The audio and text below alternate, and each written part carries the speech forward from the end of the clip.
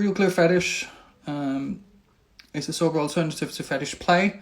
And this series is called RealClearFetish Talks RealClearPlay, which is about sober sex, why you might choose to have sober sex, why it is your choice, or if you've had issues around that subject. I have a guest every week. There should be around 8 episodes.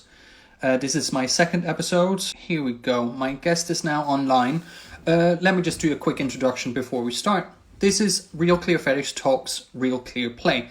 It is a discussion between me and a guest. This evening is Leather Kaiser that's joining us. As you can see, he's just said hello. And this is just an open discussion about what he may have looked at it, what the subject is. I'm going to invite him in now, so please do welcome him in.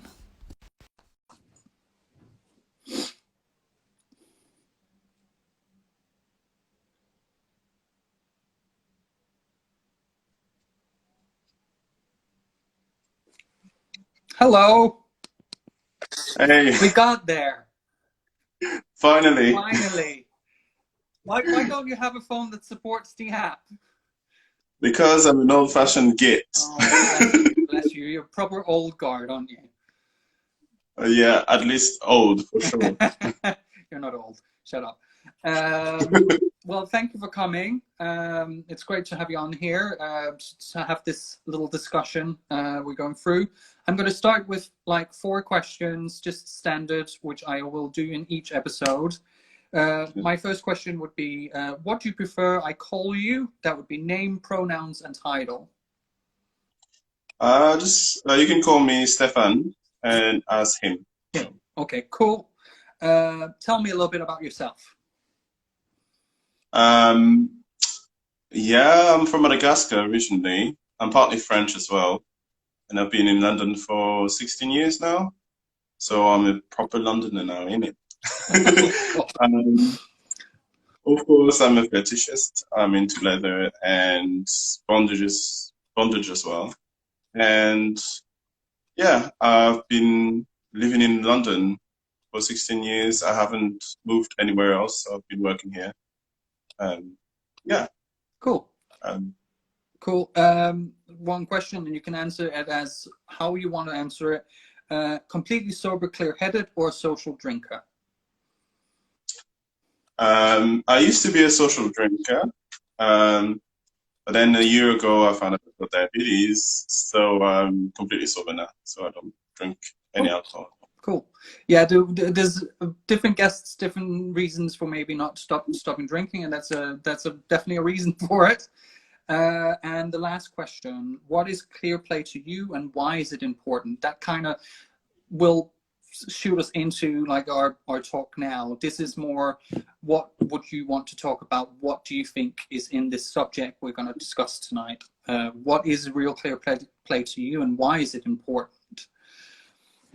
For me, clear play, in my case, is particularly regarding bondage, because to me, if I dump somebody and tie them up, I completely need them to be sober in terms of alcohol, but also in terms of taking any recreational drugs. For me, it's the safety side of it. So equally, if I'm being subbing, I need to know when maybe ropes are getting tied. I need to feel it. So for that reason, I need to be completely sober, alcohol-wise, but also when it comes to drugs. Personally, I've never done drugs. And part of it is probably because I know my addictive side. I mean, the amount of leather I've accumulated over the years kind of shows that I can be addicted to the things. So as a result, I decided never to try. maybe. Well, if I'd been that clever, I don't know. And my life might have turned out a little bit differently. Well, I guess you can blame my grandmother who used to say Well, blame your that. grandmother then. Well, it's very good that you have an addictive side. I do find, especially a lot of fetish men can be quite like they center on something very like people center on leather, center on rubber. It can, and I meet a lot of fetish guys who are very geeky, and that's kind of comes from that as well. You kind of focus on one specific thing and you're really into it. So it kind of makes sense that some fetish men can have addictive personalities. If I'd known, I didn't think I was. I was very much like, oh no, I don't have an addictive personality, and see what that brought me. It just, but I'm sober now, and I'm much more happy in my skin, and so on. You say you live here in London. You lived here for a long time. I know with London comes a quite. I'm not going to demonize people who use drugs because that is their prerogative. It's for them to find out which path they want to do. But especially in London, it can be very, very difficult to find people who who choose not to play on drugs. How do you find navigating that in London? I've been to parties where sex parties, but also non-sex parties, where people would recreationally take cocaine or ketamine. In fact, I went to a party with at one of my ex's flat, and that was my first encounter with a party, a chem party. Yeah. I didn't know, because if I did, I probably would have stayed away. But I went and I saw my ex-partner snort something on his finger. For me, because I didn't know anything about that scene at all. For me, it was cocaine, but it wasn't. It was ketamine, actually. Yeah. But then mixed with drinking that night, he ended up passing out. And we had been together for maybe a few months. Yeah. Freaked out. And I was 20, it's probably 23, 24. That must have been scary. Yeah, not having much experience with that scene. I was literally, I dived into it by attending that party, and yeah, he passed out for a few hours. Said to me, "Oh, can you take me to the bedroom and drop me on the bed?" Which I did, and then I was like, "What do I do now?" So that kind of freaked me out a little bit. So it's another reason why I never tried as well. On the other hand, there are people who have been who tried drugs and never got to the point where they became addicted to it. Yeah, there's people who are quite lucky like that. Yeah. It doesn't become so for me, again, it goes back to the fact that I feel like I would easily, if I enjoy it, which is the reason why, people try it, then I might just, my mind might just go back to it anytime I feel like, oh, I'm a bit bored. So that's why I never really tried it. Another example that comes to mind is a fun party that I attended with the other guys. And they, again, there was no conversation before we went to meet. And when I got there, halfway through, they said, "Do you mind?" Which is very nice of them to say. "Do you mind if we try some chems?" And I was like, "Okay, I'm not going to take any, but if that floats your boat, then fine." Yeah. And I remember them taking some liquid, which I kind of found out later on that it must have been GHB. Yeah, it would be GHB. And that worked for them, but within 5 minutes, what I could see from my sober side was someone with a jaw that's moving. That freaked me out. I was like, "What is happening?" and kind of fell asleep. He kind of felt half asleep on the bed. Or like, what do I do? And again, at that point in my mind, I had two people talking. I had the guy saying, "Oh, get out of there before you get tempted to do anything else." Yeah. Oh, and the other guy saying, kind of, that's the way they want to play. So why are you judging them? It's very like in London. It becomes normalized. It's not. I very much remember the first time going to a house party, a little bit similar to you, where it was almost like when you come to a party and there's an aperitif of some sort. In this case, it was a glass plate with cocaine on it. And similarly, I was around 24 when that happened. And there's nothing wrong with having that type of interaction, and if you're in a safe space with the right people. But it is dangerous normalizing something that can be very destructive, especially if you have an addictive personality. You mentioned that because you're diabetic now, you stopped drinking as well. How are you finding, like, for example, you mentioned in your description, I posted on Instagram, that you are one of the original organizers of the fetish leather social. How do you find being in that space without drink? I know how difficult it was for me to start with, because people can be actually quite rude about it. I think for me, it's never been an issue, because I've never been a big drinker anyway. What I would normally eat when I felt like I could drink, I would probably have a pint of cider. I don't even drink beer or even kind of stronger alcohol. The first time I ever had a contact with alcohol was when I was 23, which is very late. I wish I could say that. I must have been 13. And it was my university friend who said to me, "You're 23, you haven't tasted alcohol? What the fuck?" It is very rare to run into someone who hasn't done that. Yes, that is probably a fair assessment. But well done, though. That is. And I thought, listen up, let's have some alcohol.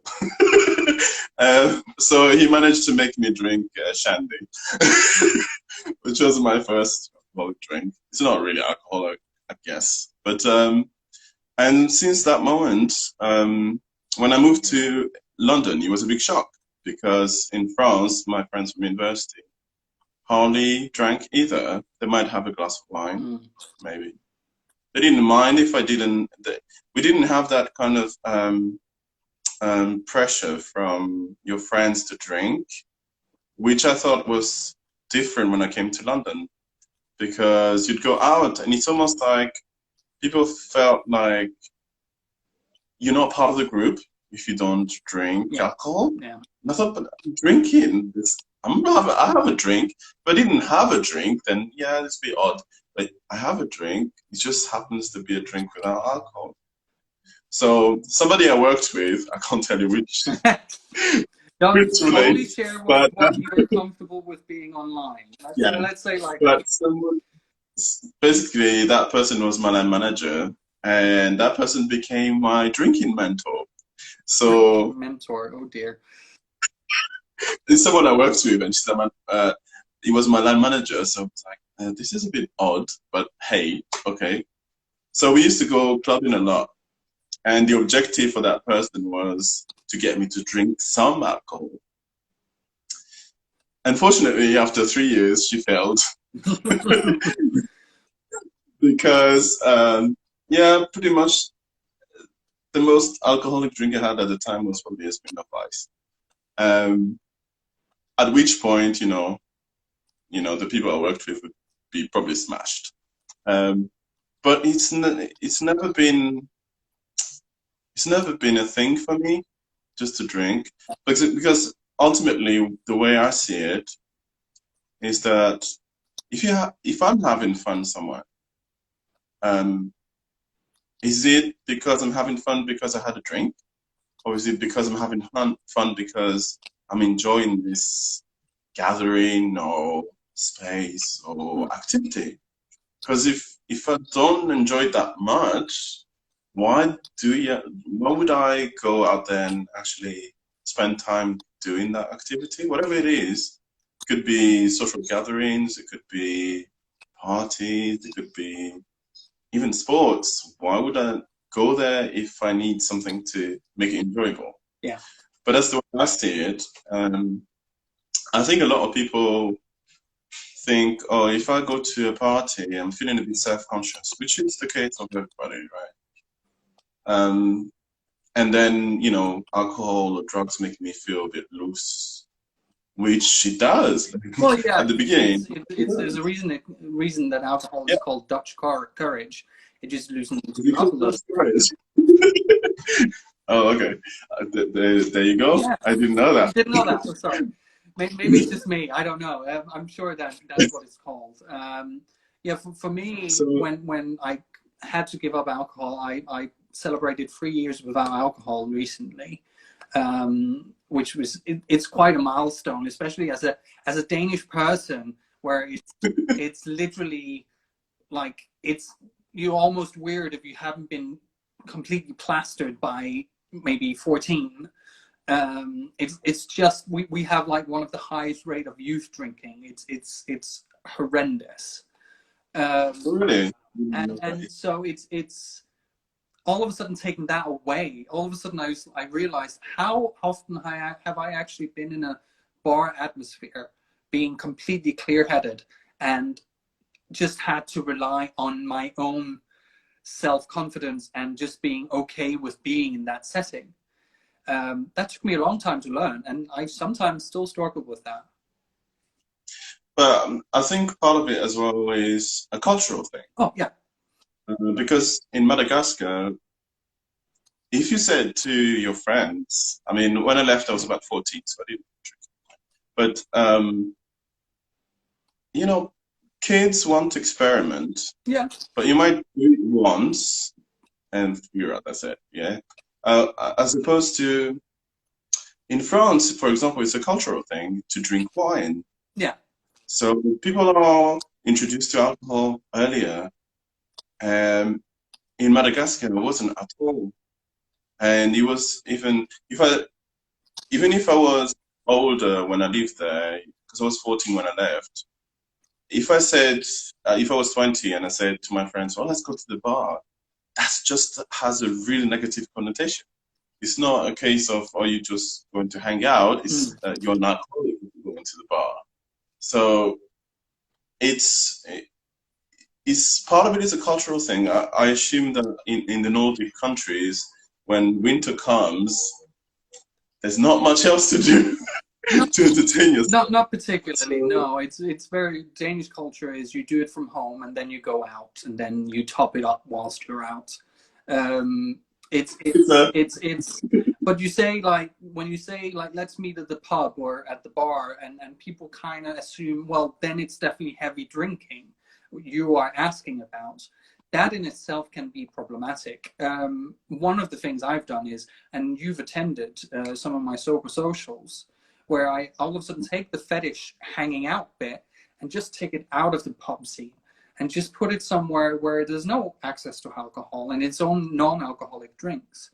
And I'm quite surprised that for me it's because I'm in recovery and it's just something I have to check in with once in a while and just make sure I'm doing things for the right reasons and I don't end up drinking or doing drugs. But I've met people with different reasons, like people just don't drink or they suffer with social anxiety, so drink will just make, they will overcompensate and drink too much. And there's a good example like you where you become diabetic, so you've just chosen not to have the alcohol because there's so much sugar in it. So it's more finding the middle ground and how to be in that atmosphere if you just don't have the choice of relying on alcohol to feel comfortable. I mean, in theory, I could, or even practically, I could have a glass of wine. I just need to make sure that afterwards I eat something slightly sweeter to kind of balance it out. But it's just that for me, for myself, I don't feel the need of it. Yeah. That anxiety when you first turn up to a place where you don't know anybody, and that happens to everybody, including me. So when I first moved to the UK, I was very shy. And yes, I spoke the language, but it's a language that I learned at school. I didn't feel like I was fluent. Sometimes I couldn't really understand what people were saying. So that adds an extra layer of anxiety when you first come to a country where you're like, do I actually know the language? So the logical path there is that you don't go and talk to people. But in my head, I was thinking, if you don't do that, if you don't make the effort of going to talk to people, then one, your English is not going to improve. Two, you're not going to make friends. I was very shy when I was at university, up to university. I would be fine with my friends, but outside that, I'd be very quiet. And yeah, I recognize that. I'm very much the same. If I go to the Leather Social, I'll know everyone. I'm a fairly social person when I know people. But put me in a group where I might just know one, I can sometimes completely shut down. I'm just not enjoying it, and I'll be stuck in the corner, looking at my shoes, not interacting, and just get so much anxiety and so wound up by it that I can't do anything. I mean, nice shoes though. My best West Coast, absolutely. As people have commented, they can see them. So I know. Yeah. I'm jealous because I feel like I haven't dressed up the background as much as you. I strategically placed the camera this way. Trust me. Yeah, I think it's a normal thing to react that way when you go to a new environment or an environment where you don't know, you're not familiar with a lot of things. So it's a normal thing to feel like you're anxious, you're a bit sharp and reserved until you feel like you can actually just mingle. But you met me at the Leather Social.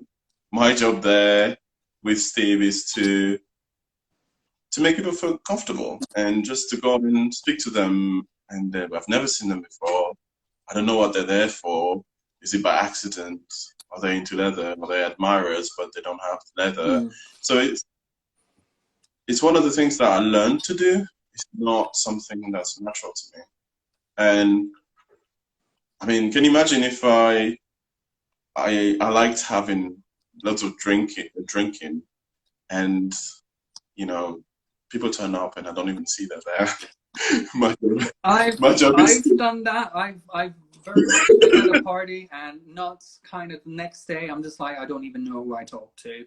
And it's not a nice feeling because you kind of feel like you were there, but you weren't really there. Why did you even go if you can't fucking remember anything? You say you moved here around 14, you said? I left Madagascar at 14, but I lived in France for 8 years. Okay, cool. When did you start engaging with fetish and so on? You say you're a very shy person. Did this help you in any way?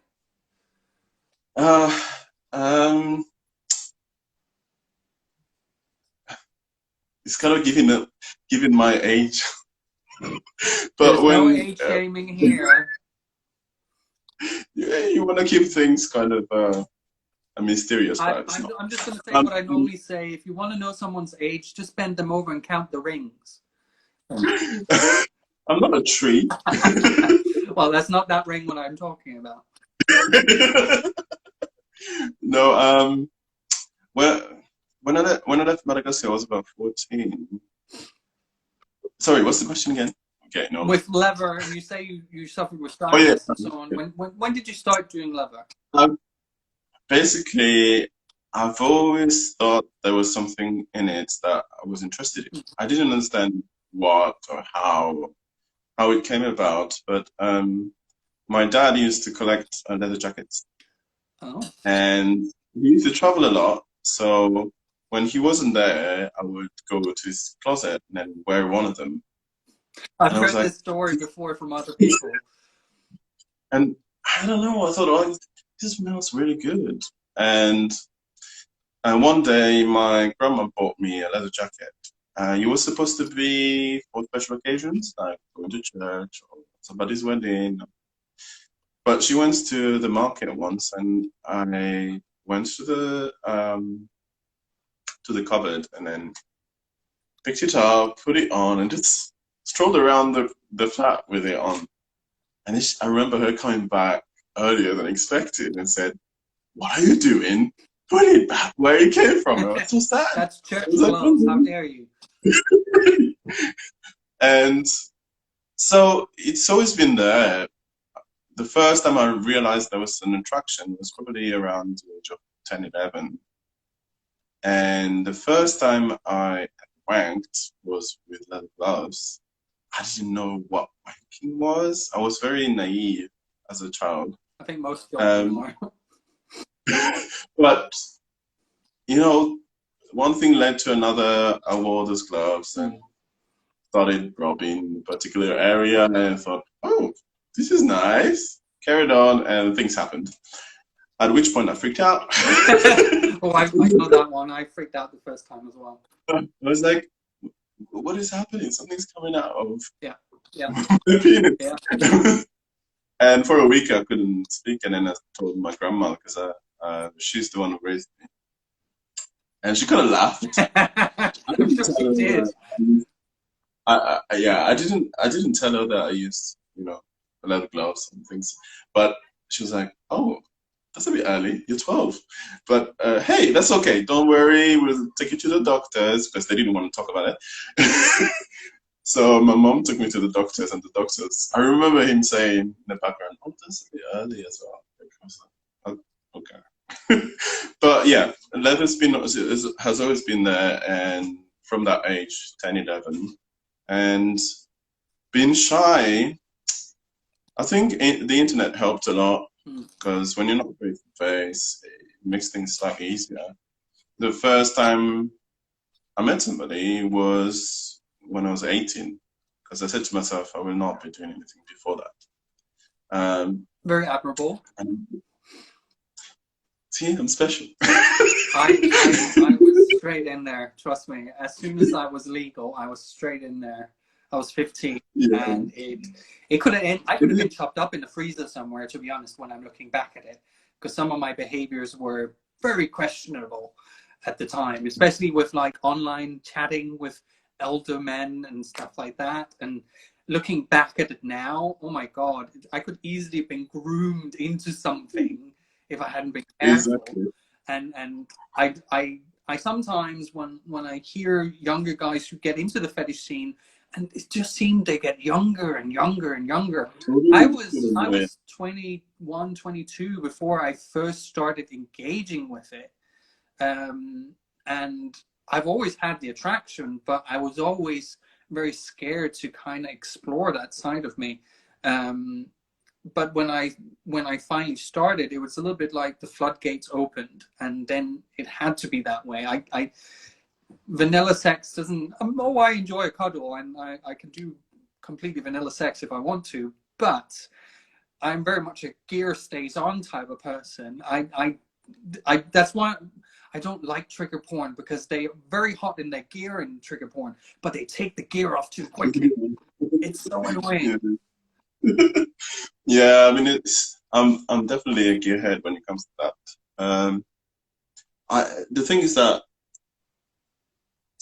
some of my close friends, they're straight friends, they know that I wear leather most of the time. And the times that I don't wear leather, they're like, are you okay? What's happening? And they're actually serious about it. And because for me, it's part of me. For me, I don't want to just have it out for special occasions. It's, there's different types. You're not going to be in full leather, head to toe, as in, uniform-wise every day, and work-wise doesn't necessarily work, because I work in a school. That would be problematic, yes. But it's, it's always there. It's like a limb to me. It's not an extra thing that you add on. It's part of who I am, I think. It's a lifestyle then rather than a fashion choice. Yeah, I mean, in a way, a lifestyle is almost like a choice sometimes. But for me, it's like, the fact that I've got brown eyes, I can't change that. And it's part of, me. Yeah. So it's hard to separate the two. The only reason why I would separate the two is for professional reasons, Even then, things happened and kids found my interview with Recon that I did in 2016, I think. And as you know, within a few hours, the whole school knew. So I had to speak to my line manager, and his first reaction was like, how the hell did they find that? Yeah, you question, like, what were they searching for and why were they searching for it? Exactly. So to cut it short, I had to go through a lot of interviews with my line managers and including the head teacher. Yeah. And considering that I work in a religious school, it was special. But in the end, they watched the video and said, we can't do anything about it because, well, we don't want to do anything about it because it's an interview. So we don't see you naked. You're not engaging in intercourse with somebody else. And so in that sense, this is the end of the story. And they even added, and this is the reason why I love where I work now, it's because it's quite open. As in, we've got an LGBTQ plus club for the kids. A lot of staff are part of the LGBTQ plus community, and not an issue. We actually celebrate it, which is very rare. I've worked probably in 2 schools, and this is one of the 2 schools where you feel like you're accepted as whoever you are. Doesn't matter. It's about who you are as a person, as in, are you a good person or not? That matters. But ultimately, that kind of opened up another door, and now that the kids know, well, I said the kids, but the students know, they're open about conversations about LGBTQ plus issues. It's not so taboo because because they know, you've taken a subject and kind of humanized it, that just because this is a part of you doesn't make it all of you, and it's nothing seedy or shady about it. And it's good in a way because they already knew me as a person before that. And then some of them saw me at Pride, and I was in full regalia, walking with Bluff and marching with Bluff, and they saw me and then screamed, "Stop, stop!" And I was like, oh, no, yeah. Just bury me now. Yeah. But they were really kind of happy about it, and then I said, okay, I'll give them a high five and then move on. And it's really down to your reaction as well, because you've seen a couple of situations in the last couple of years, a lot of like a section of the LGBTQ plus community that's a little bit criticizing having fetish present at Pride, which has been a problematic thing. But it's like you say, you just went over, high-fived, and they move on with their lives. It's not necessarily going to damage them for the rest of their lives. They just see someone who's happy in themselves, happy being their authentic self. And it's like most kids were like, why is that man wearing leather? It's like, oh, he just likes dressing like that. And they'll move on. They'll go on. It's like, I want an ice cream. And then that's it. Yeah. It's not a big deal. It's exactly that. They don't really. We're not that important in people's lives. It's just like that man is dressing funny. Why is that? And then it's very, very easy. You don't even have to explain it that deeply. You just go like, if you want to wear this, you wear this. Exactly, and I mean, it came to the point where some of them were a bit cheeky at work and would say, "Sir, come here. did you see my shoes? They're leather. Do you like them? It's like all And about boundaries, boundaries, boundaries. my answer was like, right, first of all, this was 2 years ago.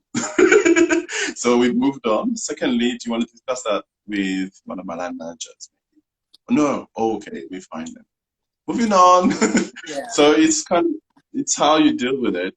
You know, I don't think you have to be the, oh no, don't talk to me, you're only a kid. I think it's, you know, you don't need to go into the details. No, no, no, no, no. You shouldn't, but it's about how you respond to people, regardless of if there's pupils or they're human beings. So it's just about the way you react to it. Well, you get people who are curious. Yeah. Do you know what? If I'm out in full leather, if I feel safe with the person who approaches me with a question, I have no issue answering a question. Of course, if I feel a bit intimidated, if I'm in the street and 3 lads come up and can be who are a bit loud or a bit drunk, that makes me uncomfortable because I don't know how they're going to react to seeing me. But if I'm sitting on the underground and there's a couple that's kind of like, ooh, this is a bit different, and starts a conversation, that's fine. I'm happy to answer any questions. And sometimes it's really easy and they're just curious. Yeah, it's true. I mean, my negative experience while wearing leather is very minimal.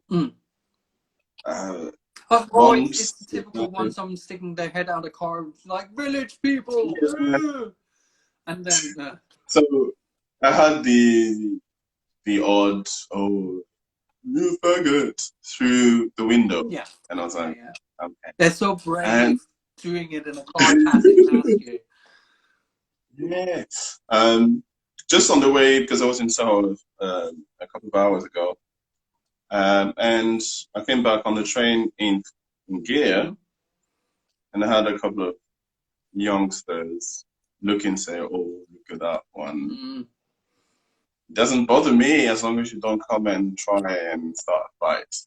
You know, it's okay. I'm not going to react to you and go, but it's about not being defensive right away. If they're clearly being homophobic or taking the piss, of course, yeah, either just completely ignore it or approach it calmly.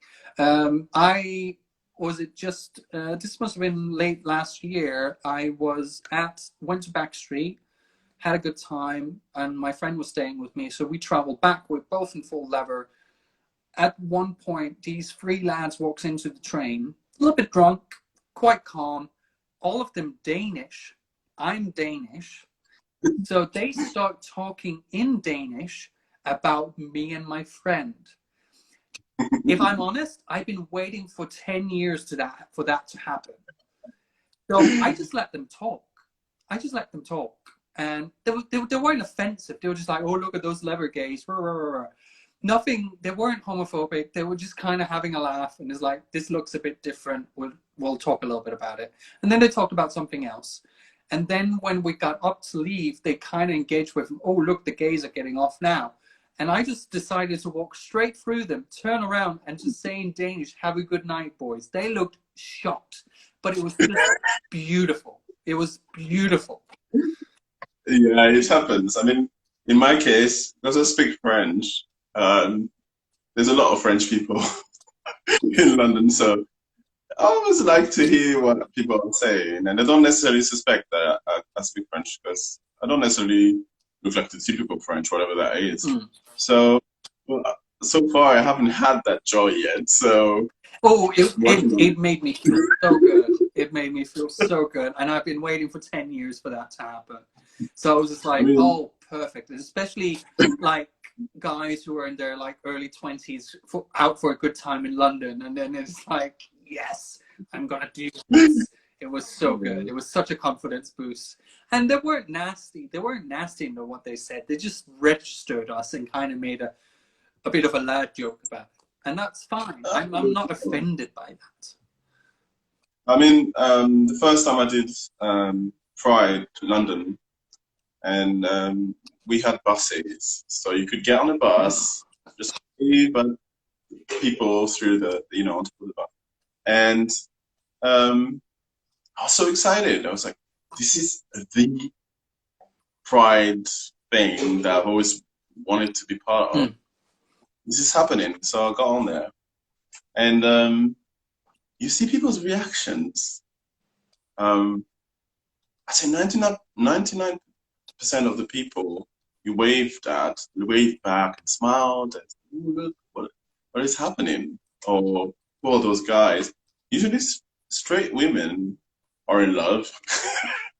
They're like, woo! I wish my fella was wearing the same stuff. I see a lot of straight men where it's like, if I put you in full leather, I would be doing bad things to you.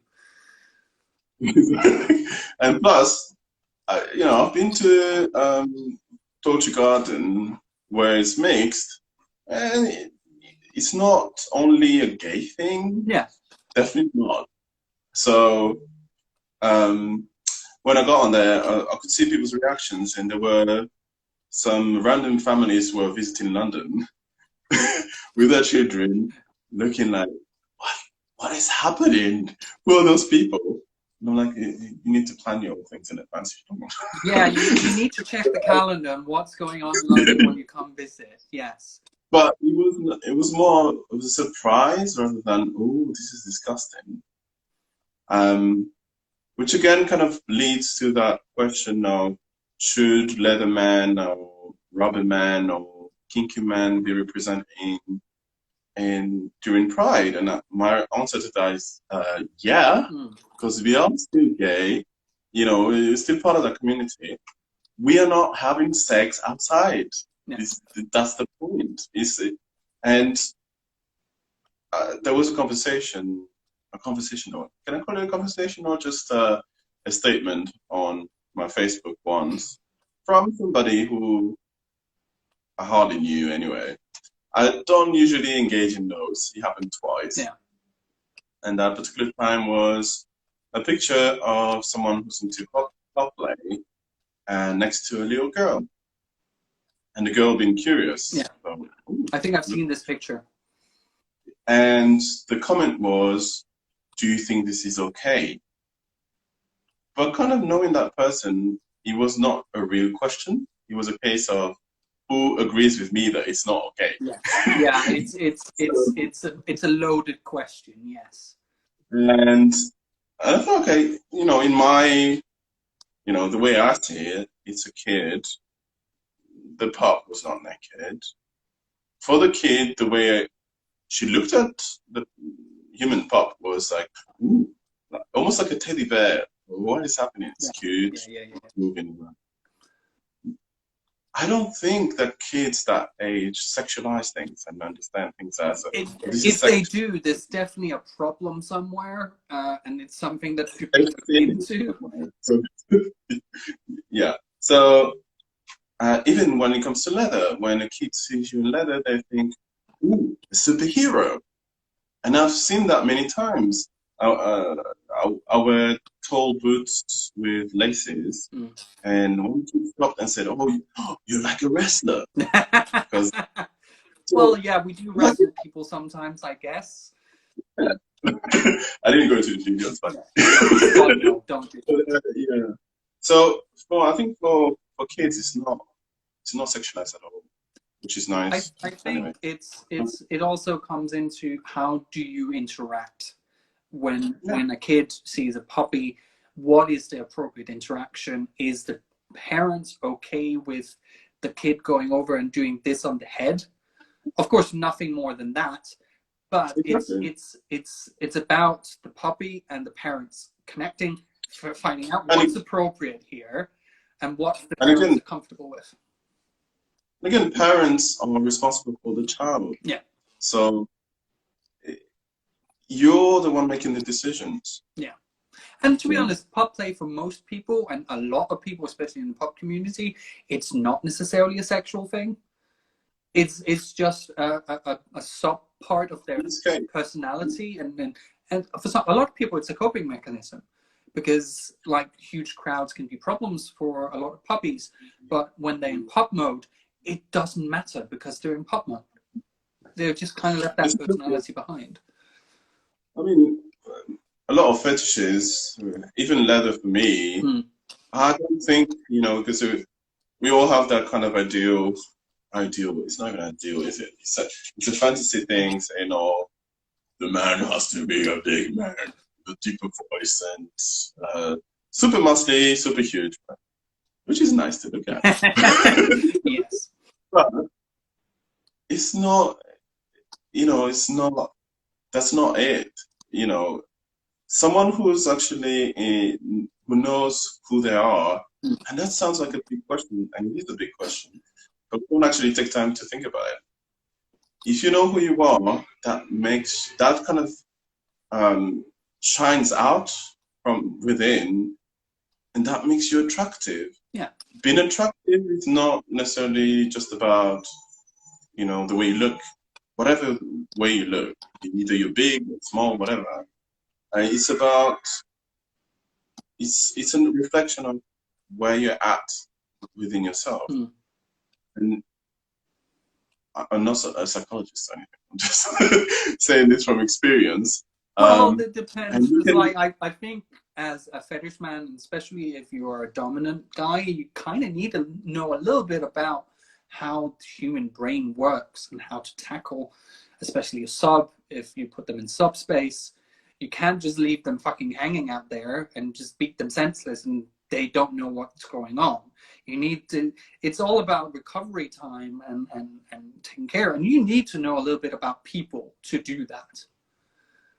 It's a lot of it is interaction psychology. Yeah, absolutely. It comes a lot of like, oh God, if you could find a master who's also like a therapist and so on, oh my God, the play you could get into with that, I think. It really does exist. But for me, even though leather is part of me and I like to wear it every day, it gives me that extra feeling of oh, you know.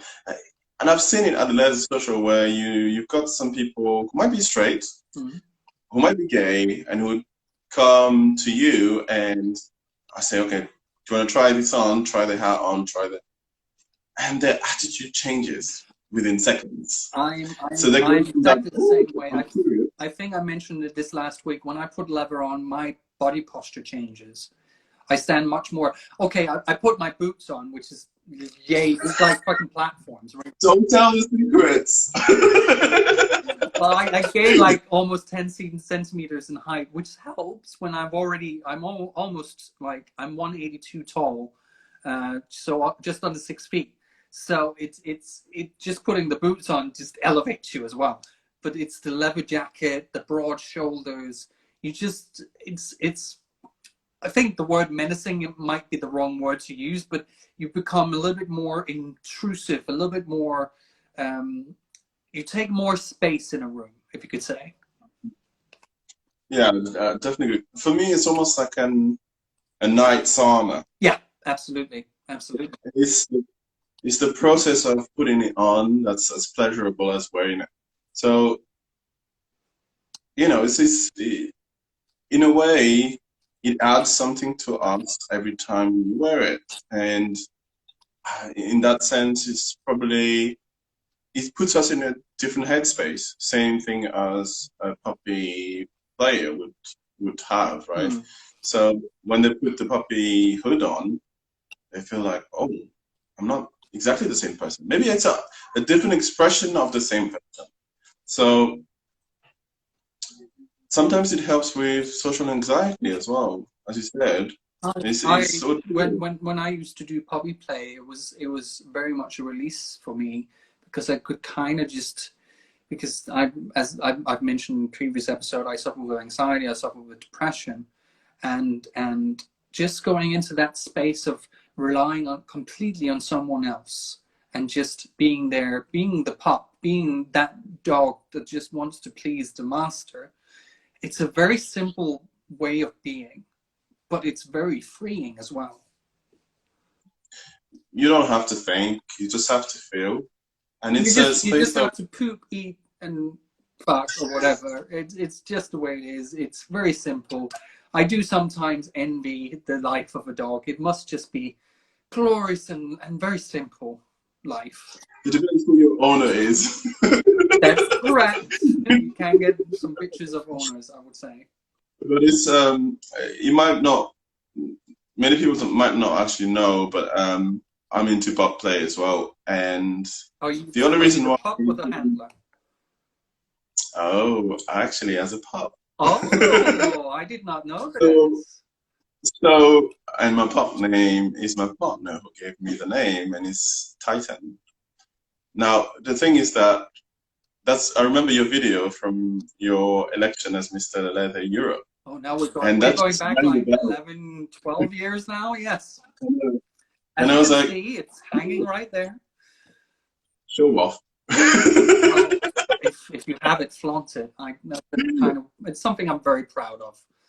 Exactly, and you should be, because by the way, I want to see it at the Leather Social at some point. Not the sash. I won't wear the sash because I'm not current.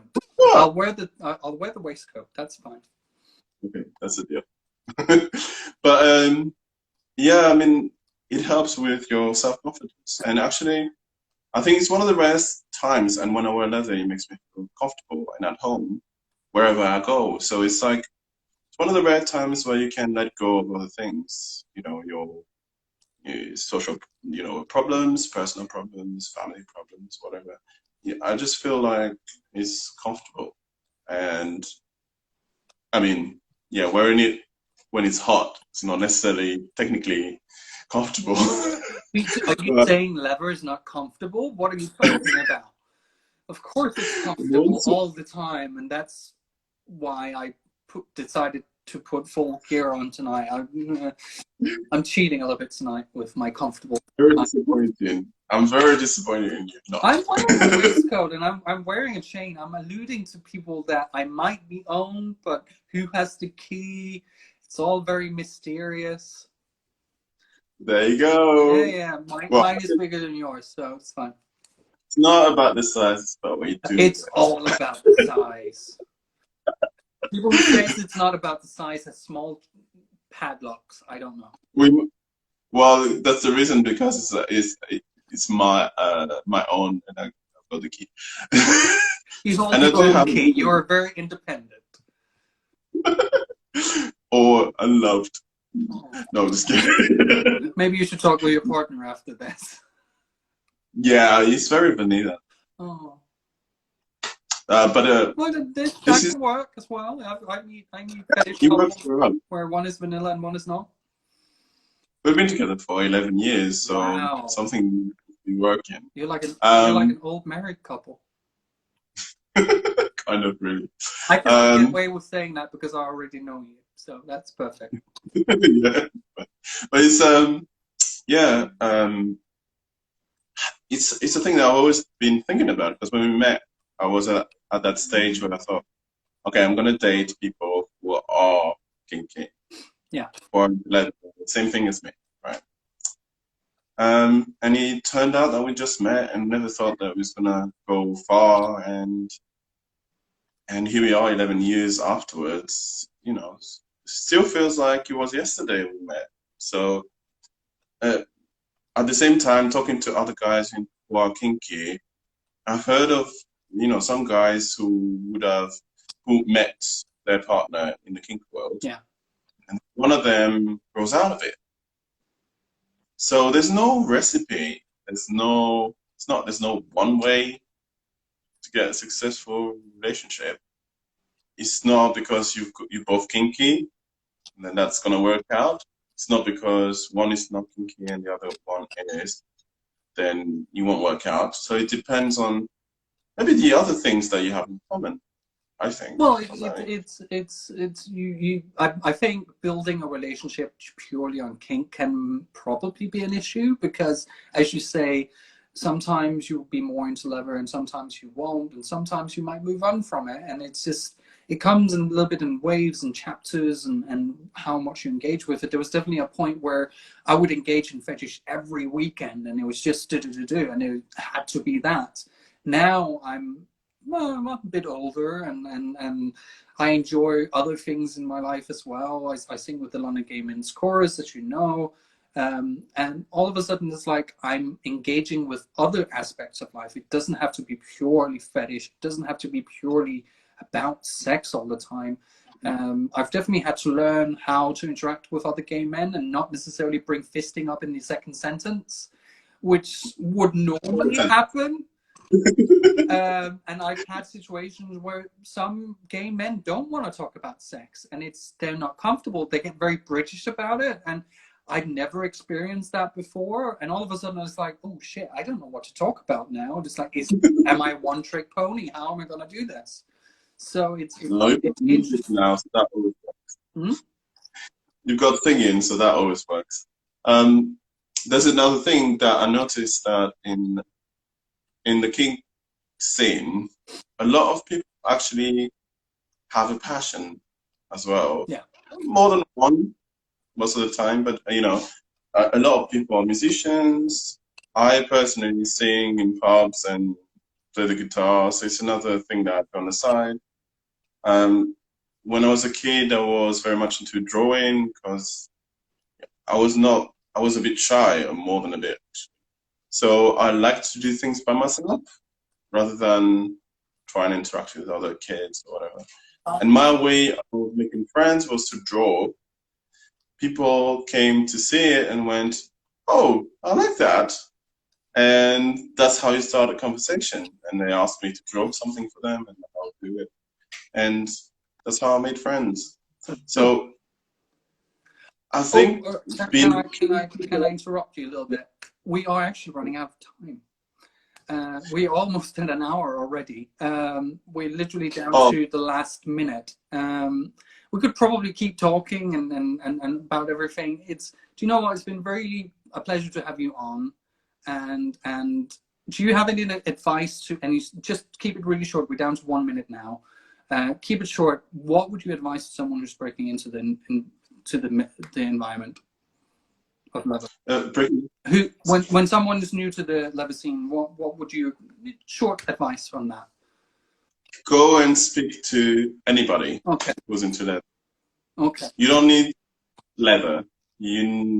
It's nice to have it, but it takes a long time, so you need to be patient. Okay. Go and speak to people. Brilliant. Thank you for coming on. It's been a pleasure to have you on. And thanks for having me. Of course, with the technical issues, we managed to sort it out. Now you know me even better. Have a great evening, and thank you for being on. Bye. Thank you very much for joining in and watching. This is last 10 seconds. So thank you for joining in with Real Clear Fetish Talks Real Clear Play. I'll see you next week for our next guest. Thank you. Bye. Keep safe.